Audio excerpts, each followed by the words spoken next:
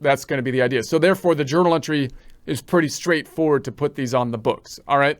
So I'm going to go back on over here and we're going to say, this is going to be as of 1/1.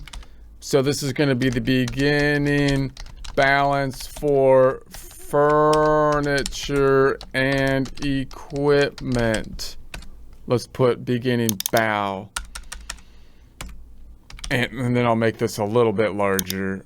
Maybe I don't need the whole thing. Okay, and so then this is going to be 75,000.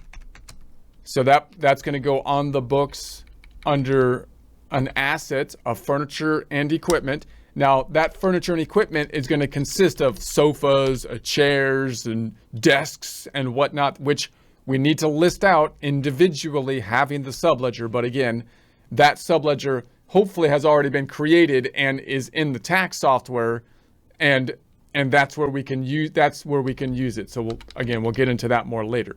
But the other side is going to go to the equity, increase in the equity. Boom, shakalaka.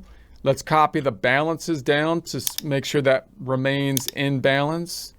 Does that remain in balance? This is going to turn green. Boom, it does. Let's put an underline under these. I missed that last time. Underline that I missed last time. And then let's put some zeros across the board. Zeros across the board. Zeros. All right, let's put an underline under these. Underline, underline, underline. Okay. And then we'll add the balance after that transaction.